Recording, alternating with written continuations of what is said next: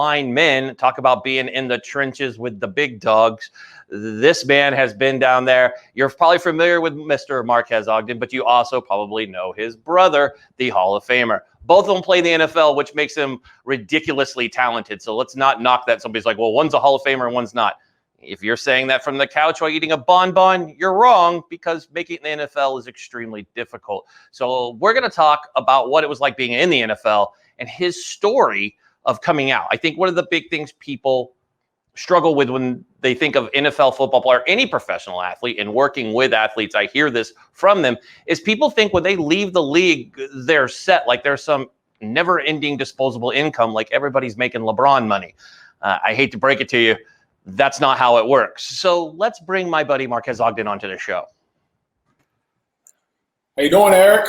I am doing good. How you doing, bud? I'm doing well. Just sitting here trying to keep things moving. It's a lovely Tuesday and keeping things moving right on along. How you been holding up during the coronavirus? Been holding up well. We've done a lot of pivoting to a lot of online webinars, virtual events. Not speaking on stage right now just due to everybody shutting down. But it's going really well. Webinars, virtual events, summits, coaching, consulting. So it's been going really good.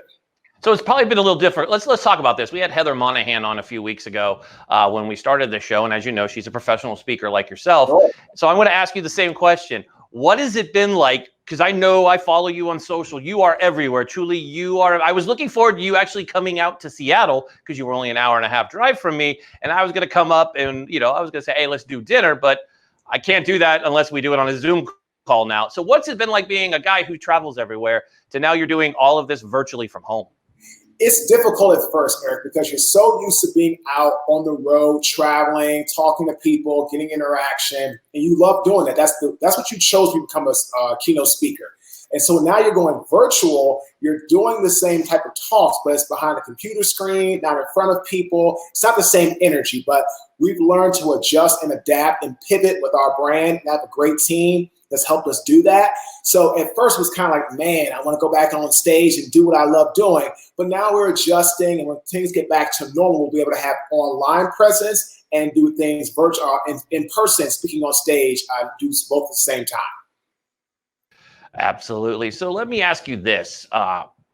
So as I led into, you played in the NFL, and it's this wives' tale of everybody believes that you leave the league and you're all just set for life. Unless you pay attention into the sports world, you know that that's not true. And we have famous athletes that have ended up on hard times. I know, especially with working in the NBA, there's Delonte West and a few others that you see these folks that were on your TV all the time, and they're in hard times, whether it be drugs or whatever. Tell us your story, how you came out, right? You played for the Ravens and the Titans, right? Mm-hmm. I mean, I'm pretty correct on that. And you played the league, and now, you get out. What happens? You came out, you just moved into a mansion, right? You had the Playboy life, the LeBron life, right? Absolutely not. So I had almost a 6-year career. And like you said, when I got out of the NFL, it was a really hard transition because I've been playing football since I was 14 years old, and I was almost 20. So for 14 years of my life, I've been playing football, and it's exactly what I had been doing. I was used to the camaraderie, teammates, locker room, the whole atmosphere. When that was gone, Eric, it was really hard to transition because I was so used to having structure, things to do, places to go, told when to eat, when to have meetings, and that was gone. So for about 6 months, I struggled immensely with, I was an alcoholic. I did painkillers and depression medicine. I was a mess. And I didn't have enough money to go for the rest of my life. I had a good amount saved up, but not to go for the rest of my life.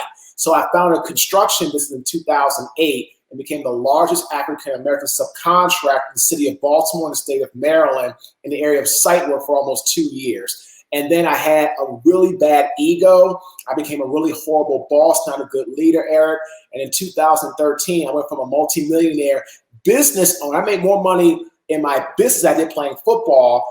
And in 2013, because I was overcompensating myself with being arrogant, egotistical, really pompous, I lost my best employees. I lost my company, and I went bankrupt, Eric, in 2013, April, and my home was taken from me. Both cars were possessed in the same day. I lost everything in less than 90 days. That story, every time you say that story, I've heard it, seen you speak it, when we were together at that Bunker Labs event. Your story is amazing, right? Because people never look at it, and they look at you, and your family's famous in the NFL. I mean, you got to think about it. You got a brother in the Hall of Fame. You would never think, oh my, there's no way. And I understand totally the ego, right? I mean, coming out of the military, especially from a branch like the Marine Corps, we walk and talk like we're the baddest kid on the block. I can only imagine, here you are every Sunday fighting in the trenches, getting out.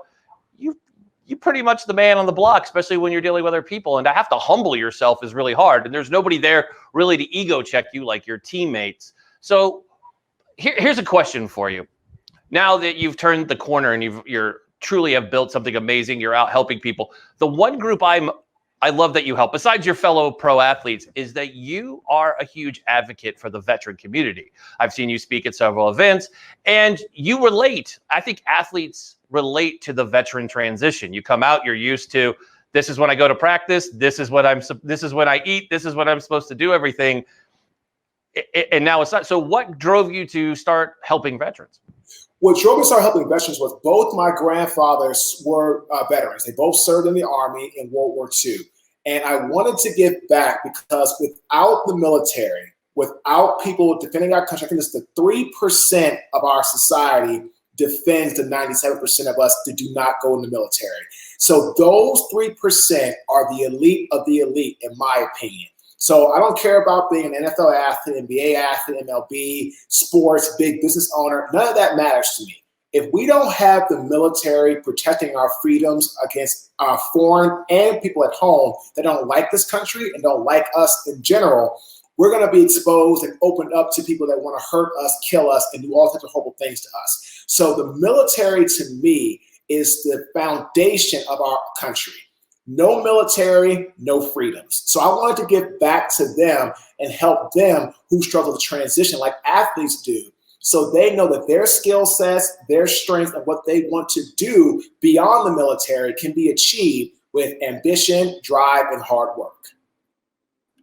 Outstanding. I love that. And I know the veterans that you've helped. I've heard nothing but wonderful things and feedback that you're down to earth. They weren't expecting that, which I think is funny. So many people, the way that they look at professional athletes, they look at you guys as like some sort of, like you put your pants on different than the rest of everyone else, and you don't. I mean, you're a human being. You do everything the same as the rest of us. I was talking with CJ McCollum from the Blazers, and it's funny the way that you hear him in interviews. He always describes, I'm human just like everybody else. My job is I happen to be an athlete. This is my job. Like, your job is to go sell software. Your job is to go, collect whatever, right? Everybody has a job. This just happens to be a job. Don't treat people any different. And I've seen these guys out in public, and they are always fan friendly, always quick to take pictures, always quick to want to be around them. Just don't bug people when they're eating dinner. You don't want to be bugged when you're eating dinner, so don't be bugged when you're eating dinner. So before you go, let's talk about your book. Mm-hmm. And I understand you have a new book. Am I right, Ra? Okay, so let's talk about your books. Number one, plug both of them because I want people to go out and read them, because I've read your first book. It was money. So let's talk about your new book, and then we'll lead into how folks can get a hold of you and find out more information and join your awesome webinars. So basically, the first book was Sleepless Nights, the NFL, A Business and the Family. It was my autobiography. Now we wrote the Success Cycle, which talks about 3 major things you need to achieve success: ambition, drive, and hard work. You have to be ambitious, set your goals, create a blueprint for you, your life, and what you want to achieve for your success. You have to be driven, to be inspired to make a real long systemic change versus over motivated, which is more for the short-term gain. And hard work. Focus on yourself, not the competition. Right now, we're going through this crisis with COVID. I tell you all the time, COVID to me is the acronym for have great character, know your objectives, set a clear vision, use your intellect to drive results, and be direct with your communication. If you can do those 5 things through the COVID crisis, have great character, clear objectives, set a vision, have intellect, and be direct with your communication with people, and have ambition, drive, and hard work, Eric, no matter what you want to achieve in life, you can achieve what your heart desires. I love that. That's awesome, man. I mean, if you don't like that, You need to put your ass back to bed and try again, because that is damn good information. I love that, my friend. So let folks know how they can get a hold of you, join your webinars. I'm telling you, everybody out there, I'm going to give this man a sales pitch, because truly an inspiration out there. Every time you talk to him, you get a little touch of positivity. That smile that you see on camera, it comes through on the phone. He's one of the true people that does it. So tell everybody how they can get a hold of you and find out more information. They can go to our website, which is www.marquesogden.com. You can shoot us an email at marques@marquesogden.com, and just connect with us. Like you, Eric, we love people, interaction, consultations. We're all about helping people achieve what they want in life by identifying their strengths, delegating their weaknesses, and bringing together a cohesive team to help them achieve long-term success. Outstanding. Well, I want to thank you for joining us today. And as always, you're always welcome back on the show for your positivity, my friend. We'll have you on really soon. Thanks again for joining us, and have yourself a great week. Have a great day, Eric. Talk to you soon. Thanks, bud.